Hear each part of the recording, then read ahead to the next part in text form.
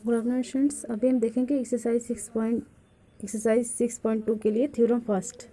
Okay, तो यहाँ पे देखते हैं स्टेटमेंट क्या कह रहे हैं कि if a line drawn parallel to one side of a triangle to intersect the two other sides in distinct points, okay, the other two sides are divided in the same ratio. It means अगर हमारे पास एक triangle given है ना, तो यहाँ पे अगर हम किसी भी एक साइड के, है ना, सपोज दैट ये वाला साइड, इस साइड के पैरेलल अगर हम एक लाइन ड्रॉ करते हैं जो दो डिफरेंट साइड्स को किसी पॉइंट्स पे इंटरसेक्ट कर रहा है ना, और इसके पैरेलल हो, तो वो हमारे थ्योरम क्या कह रही है कि वो जिस पॉइंट पे इंटरसेक्ट करेगा वो पॉइंट जो है उन दोनों लाइन को सेम रेशियो में डिवाइड करेगा। इट मीन्स अगर ये 1/2 हुआ तो ये भी 1/2 होगा। ओके, तो हम इसका प्रूफ देखते हैं। आप सभी ध्यान से देखिएगा, है ना, इसमें हमारे क्लास 9th के 2 इम्पॉर्टेंट थ्योरम यूज़ किए गए हैं, है ना। तो आप सभी को अगर लर्न होगा तो ध्यान से देखिए इसको।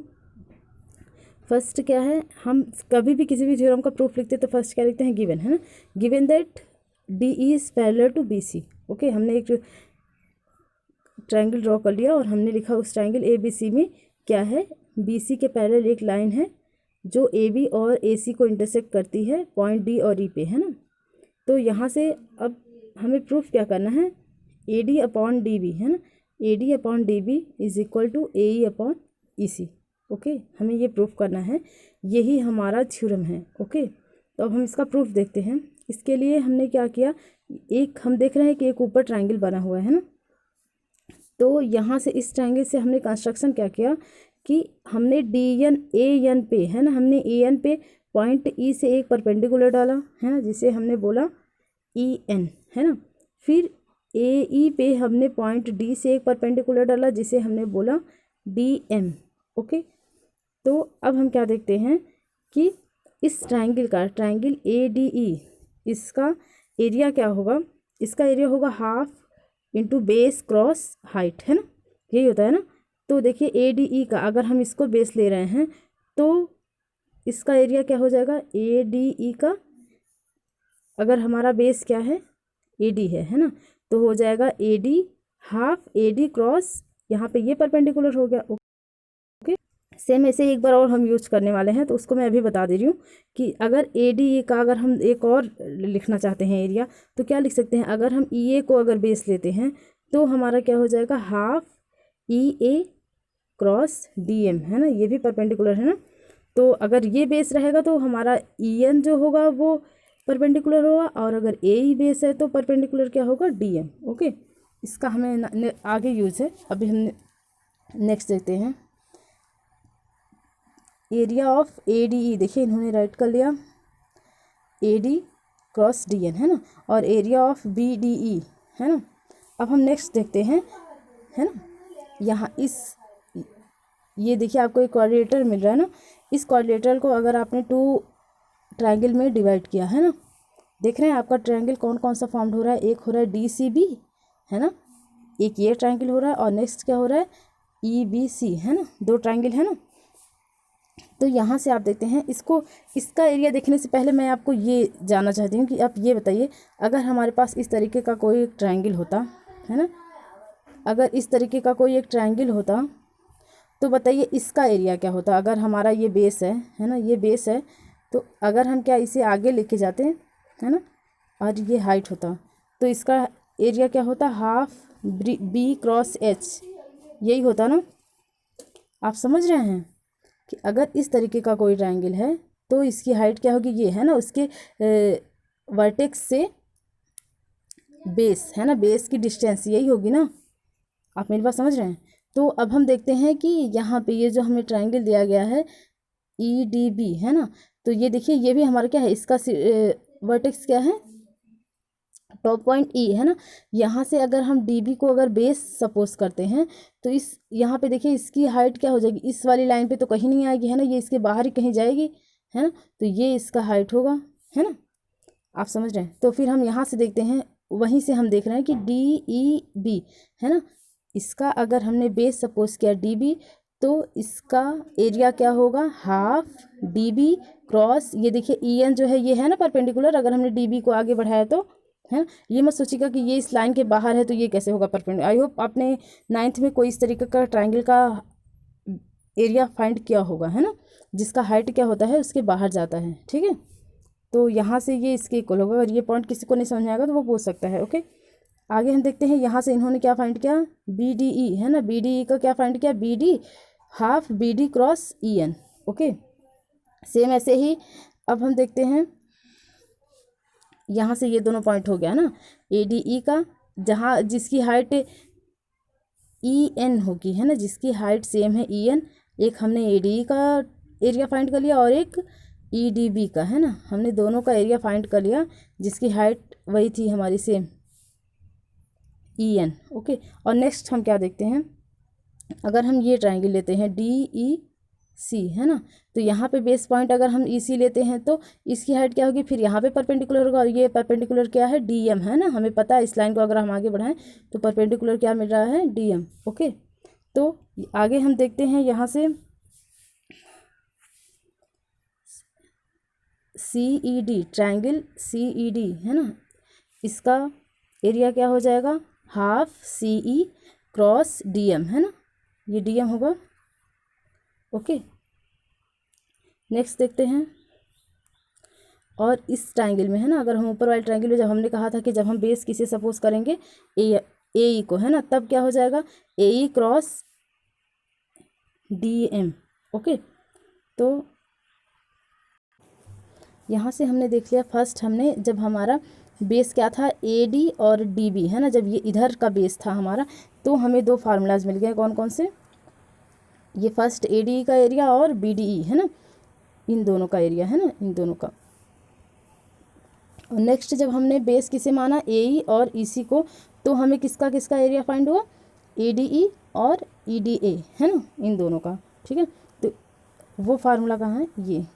ठीक है, अब हम क्या करते हैं, इन दोनों को और इन दोनों को, है ना, हम रेशियो में राइट करते हैं, जैसे area of A D E upon area of B D E, है ना, इस फर्स्ट को हमने राइट किया तो इससे हमें ये फाइंड हुआ, है ना। देखिए यहाँ पे कैसे कैंसिल आउट हुआ, ई एन जो है दोनों में कॉमन था, है ना, जब हमने ई एन को परपेंडिकुलर लिया था ना, इस साइड वाले दोनों ट्राइंगल के लिए हमने क्या किया था, ई एन को परपेंडिकुलर था, दोनों में ई एन हमारा कैंसिल आउट हो गया, है ना, और हाफ से हाफ कैंसिल आउट, हमें बचा क्या, A D upon D B, है ना, ये फाइंड हो गया। ओके, और नेक्स्ट जब हम सेकंड, है ना, इस साइड वाले ट्राइंगल को, हमने दोनों ट्राइंगल को लिया था तो हमें क्या फाइंड हुआ था, ये, है ना, और यहाँ से अगर हमने A D area of A D E upon D E C, है ना, यहाँ से ये अगर हमने फाइंड किया तो हमें क्या मिल गया, ये अपॉन दिस, है ना। तो इसके लिए हमने क्या देखा, यहाँ से हमारा डी एम, है ना, सेम परपेंडिकुलर डी एम था, है ना, तो डी एम से डी एम कैंसिल आउट हुआ, हाफ से हाफ, हमें यहाँ पे क्या मिल गया, ए E upon E C. Okay, ये तो आपका फर्स्ट थ्योरम था, है ना, परपेंडिकुलर से आप किसी एरिया को फाइंड करते हैं। अब हम सेकंड देखते हैं, आपने एक पढ़ा होगा आई थिंक चैप्टर 10, है ना, क्लास 9th का चैप्टर 10, वहाँ पे क्या था कि अगर हमारे पास कोई दो पैरेलल लाइंस हैं, है ना, कोई दो पैरेलल लाइंस है, उन पैरेलल लाइंस के बीच, है ना, ऑन द सेम बेस पे फॉर्म्ड होने वाले जो ट्राइंगल होते हैं उनका एरिया सेम होता है। आपको याद है कि नहीं, है ना, तो यहाँ से हमने क्या लिया, note that the triangle B D E, है ना, ये वाला B D E and D C E, है ना, ये वाला ट्राइंगल, ये दोनों किसी सेम पैरेलल लाइन के बीच में है ना, ये सेम पैरेलल लाइंस है, इनके बीच में दो एरियाज फाइंड होने वाले हैं ऑन द सेम बेस, है ना, on the same base D E, है ना, हम देख रहे हैं ना, ये सेम बेस क्या है, डी ई, है ना, इधर से एक ये फाउंड हो रहा है, इसी सेम बेस पे ये फाउंड हो रहा है। ओके, तो इन दोनों के एरियाज आपस में क्या होंगे, इक्वल होंगे, है ना, इट मीन्स ये एरिया इक्वल किसके होगा, इस एरिया के। ओके, तो अब हम क्या करते हैं, अब हम अपनी वैल्यू पुट करते हैं, जहाँ पे हमारा बी डी ई है ना, बी ई सी, सॉरी डी ई सी, है ना, हम डी ई सी के प्लेस पे क्या पुट कर दें, बी डी ई, है ना, अगर हम यहाँ पे क्या लिख देंगे, देखिए यहाँ पे अगर हम लिख दें बी डी ई, है ना, बी डी ई अगर राइट कर दें तो हम देख रहे हैं यही है हमारा, है ना, दोनों ही फार्मूलाज में हमारे न्यूमरेटर सेम थे, है ना, न्यूमरेटर सेम थे, और डिनोमिनेटर को भी हमने अपने एक थ्योरम से सेम कर लिया। तो जब हमारा लेफ्ट हैंड साइड सेम हो गया तो राइट वाला भी तो सेम होगा, है ना, आप समझ रहे हैं। अगर हम कहें 2 इज इक्वल टू एक्स है ना, और 3 इज इक्वल टू एक्स है, इट मीन्स क्या, 2 इज इक्वल टू 3 होगा, है ना। तो सेम वैसे ही जब हमें क्या मिल गया, हमारा right side equal, left side equal मिल गया, तो राइट साइड भी क्या होगा, इक्वल, है ना। इट मीन्स हमने प्रूफ कर लिया है ना। आपने देखिए यहाँ पे हमने प्रूफ कर लिया है कि जब हमें टू लाइंस जो है वो पैरेलल दी गई थी, तो हमें रेशियो जो मिल रहे थे, है ना, अदर साइड्स के जो इंटरसेक्टिंग लाइन से जो रेशियो बन रहे थे वो आपस में क्या होंगे, इक्वल होंगे। ओके, आई होप आप सभी को ये समझ में आ गया होगा। हम सेकंड थ्योरम देख लेते हैं, वो बिल्कुल इसी का अपोजिट है। ये कह रहा है कि अगर ये रेशियो सेम होगा तो वो लाइन क्या होगी, आपस में पैरेलल होगी। इस बार हमें ये प्रूफ करना है। ओके, तो इन्होंने क्या सपोज किया इसके लिए, है ना, ये रेशियो सेम, ये कह रहे हैं कि सपोज दैट ये हमारा डी पैरेलल नहीं है ना। जब हमारे पास बिल्कुल एक यूनिवर्सल ट्रूथ होता है तो उसके लिए हम क्या कंट्राडिक्टरी सपोज करते हैं ना। इस बार हम कंट्राडिक्ट सपोज कर रहे हैं कि हम सपोज कर लिया कि ये डी जो है वो पैरेलल नहीं है बी सी के, है ना। तो इस बार हम क्या लेंगे कि सपोज दैट कि डी ई डैश पैरेलल होगा, है ना। अगर ये पैरेलल होगा तो हमें क्या पता है कि अगर हमारे पास कोई एक ट्रायंगल है ना, जिसमें एक साइड किसी एक साइड के पैरेलल ट्रायंगल के दो अदर साइड से इंटरसेक्ट करने वाली लाइन जो होती है वो सेम रेशियो फॉर्म करती है। ओके, तो यहाँ से हमने देख लिया कि A D upon D B is parallel to A dash upon E dash C, है ना।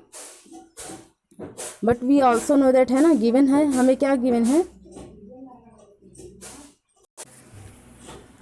स्टूडेंट्स। इससे तो अभी हमने पैरेलल सपोज करके अपना थ्योरम अप्लाई किया ना, थ्योरम फर्स्ट। बट ये तो पहले से ही दिया गया है कि सेम रेशियो में डिवाइड कर रहा है। It means it is given that A upon A D upon D B, है ना, A D upon D B is equal to A E upon E C, है ना। ये तो गिवन था, है ना।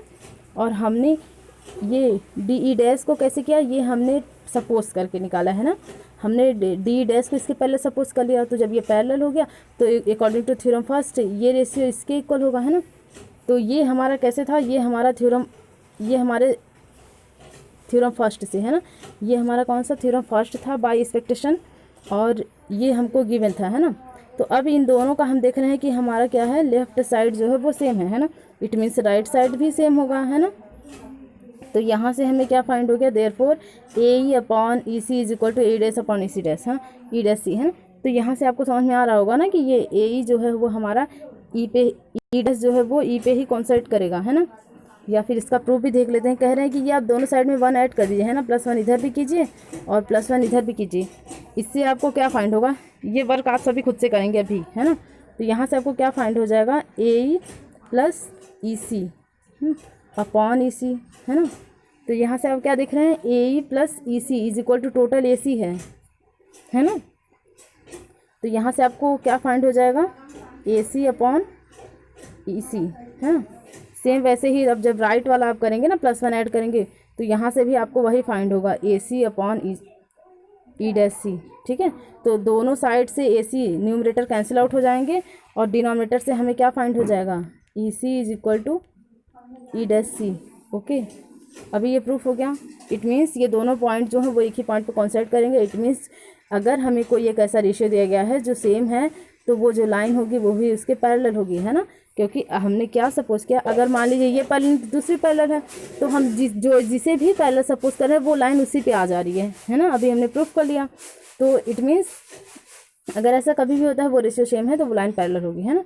तो अभी आपको इसमें लर्न क्या करना है, बस एक ही थ्योरम है ना, जिसे उसी का कन्वर्स करके 2 थ्योरम फॉर्म किया गया है ना। तो आपको बस इतना लर्न करना है कि अगर किसी ट्रायंगल में किसी एक साइड के पैरेलल कोई एक साइड हमें मिलती है जो अदर साइड ट्रायंगल के अदर साइड्स को इंटरसेक्ट करती है, तो वो उसे सेम रेशियो में डिवाइड करेगी। ओके, और अगर सेम रेशियो में डिवाइड करती है तो वो उसके पैरेलल होगी। ओके, अब हम एक्सरसाइज का क्वेश्चन देख लेते हैं फर्स्ट, है ना।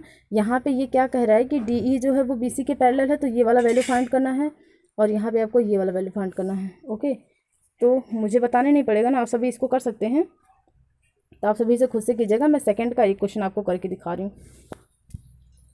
पहले देख लेते हैं सेकंड है क्या। ये कह रहा है कि एक ट्रायंगल है पी क्यू आर, है ना।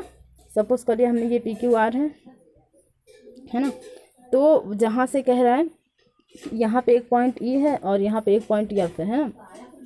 ये सबकी डिस्टेंस दी हुई है। आप कह रहे हैं कि आप बताइए क्या वो EF जो होगा, है ना, क्या जो हमारा जो EF निकला था, है ना, यहाँ पे हम देख लेते हैं, ये जो EF निकला था, है ना, ये जो EF निकला है क्या वो QR के पैरेलल होगा। तो हम सपोज देख लेते हैं, we use the basic binomial theorem, है ना, इसके लिए हम क्या यूज़ करते हैं, basic binomial proportionality theorem. Okay, तो विच सेज दैट क्या, if EF and is parallel to QR, है ना, अगर ये इसके पैरेलल है तो हमारा रेशियो जो है वो क्या होता है, इक्वल होता है ना। तो यहाँ से हमने क्या किया, जो हमें पॉइंट्स दिया गया था, हमने, है ना, जो पॉइंट्स दिए गए थे उनकी वैल्यू पुट कर दी। तो हमने क्या देखा, ये हमें इस तरह से फाइंड हुआ, पॉइंट में वैल्यू आई, है ना, फिर हमने 10 से अगर न्यूमरेटर डिनोमिनेटर तो दोनों में मल्टीप्लाई करके होल नंबर में चेंज किया, फिर यहाँ से उसके कॉमन फैक्टर से डिवाइड किया, तो हमें क्या मिल गया, तो हमें मिल गया 13/10 इज इक्वल टू 3/2। ओके, तो अब हम क्या देख रहे हैं, 13/10 इज नॉट इक्वल टू 3/2, है ना, ये दोनों आपस में इक्वल नहीं है ना रेशियो। तो hence EF is not parallel, sorry ये नॉट पैरेलल है ना, not parallel to QR। Okay, same ऐसे ही आपको अदर 2 क्वेश्चन सॉल्व करने हैं। ओके, तो अभी आपका क्लास वर्क है कि आप ये क्वेश्चन सॉल्व कीजिए और फर्स्ट का एक और सेकंड वाला ये सॉल्व कीजिएगा, और आगे का एक्सरसाइज आप अपने ऑफलाइन वर्क में करेंगे जो भी आप कर सकते हैं। Okay students, thank you.